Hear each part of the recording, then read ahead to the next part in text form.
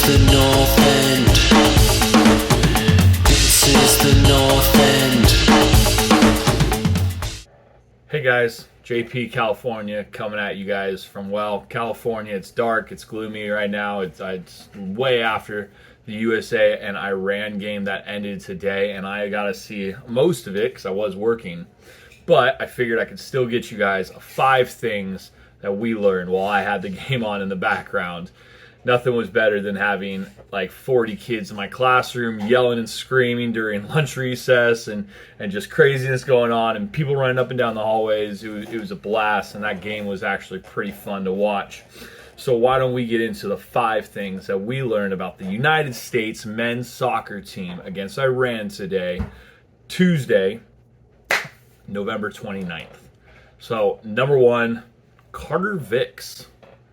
Cameron Carter-Vicks came in for the United States for Walker Zimmerman in the center back, and this was a brave move by Greg Berhalter, but one that I kind of talked about after the last video, and that's just that Greg Berhalter needed to make a change, and Kyle Walker, or Zimmerman, had been the weak link in the defense for some time. And guess what happens? We get a shutout. It is the first time since about 1930 that the men's U.S. soccer team at a World Cup got multiple shutouts in the group stage. And you know what was really interesting is he still brought Zimmerman back into the game. He brought Zimmerman on with about 10 minutes to go in the game just to see out the game as almost like another center defensive mid / center back. I can't even tell you. He just said go in there, play in between the 2 center backs and your center defensive mid, and win the ball away. And Zimmerman did that. But Cameron Carter-Vicks won everything in the air, and he was actually a pretty standout player in the game up until about the 60th minute when I think the momentum really started to change against the United States. So Carter-Vicks is number 1. Number 2, Pulisic. Again, Christian Pulisic. Pulisic did great today, and he scored because guess what? He was on the end of a cross. He was in the box. He was finishing attack. And this is the same thing I'm going to keep talking about, and that is he needs to stop coming short for the ball. And if he comes short, he needs to get back to a midfield, get it to a midfielder, and get back up the field. He needs to be around the 18 when he gets the ball.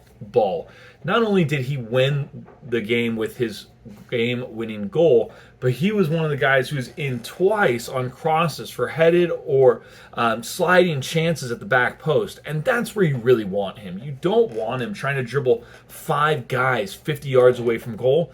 You want him making the smart, late run into the box to be on the end of things. Right? That's what Landon Donovan used to do all the time, and he's starting to turn into that type of playmaker for the United States. So he needs to be in the box and not at the halfway field. Number 3, substitutions. The substitutions were more predictable today, but flip a coin if they worked or not.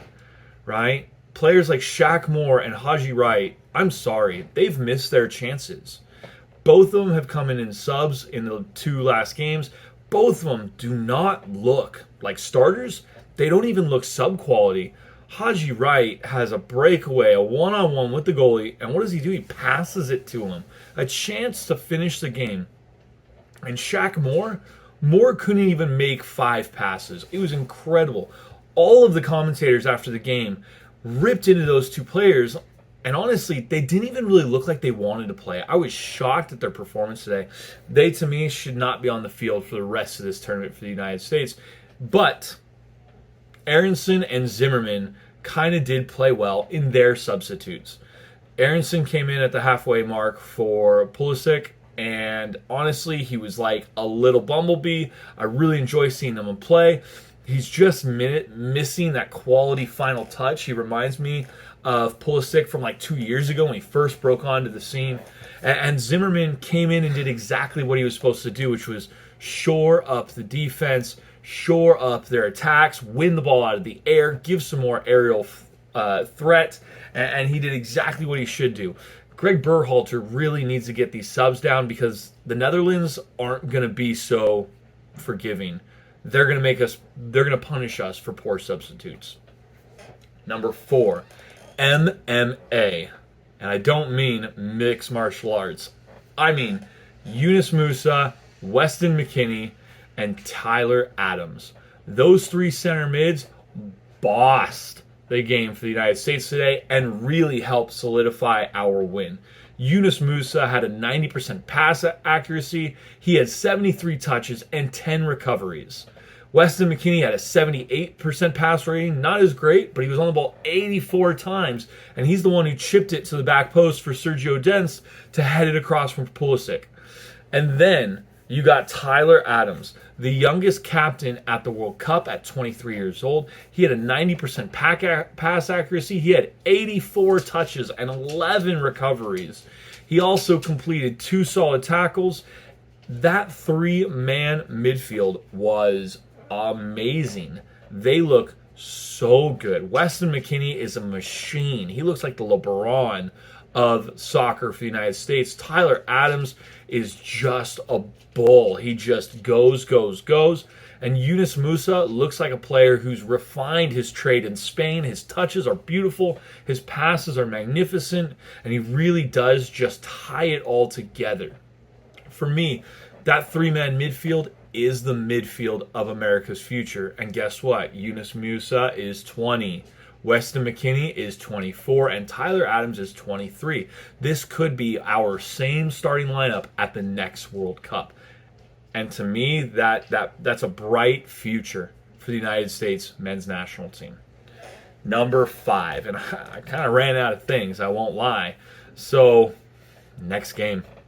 It's on to the next game on Saturday against the Netherlands. This is going to be the hardest World Cup match the United States have had to deal with in a long time, with a lot of stress. Hopefully Pulisic can be back in time, but there's a few things I do want to correct. One is our set plays are not good enough, and if we don't take advantage of that, we're not going to make it out of this game. Number 2, apologies for my dog's toy. Let go. So, number 2, the other thing that they need to do is they really, really need to tie up that substitute role. Oh my goodness. Champion, come here. Or go away. They need to tie up those subs. They need to do better with those substitutes because they will be punished for that.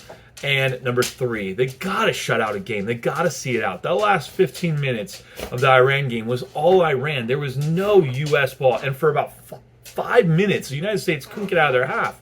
That can't be allowed to happen because that much pressure will result in a goal for the Netherlands.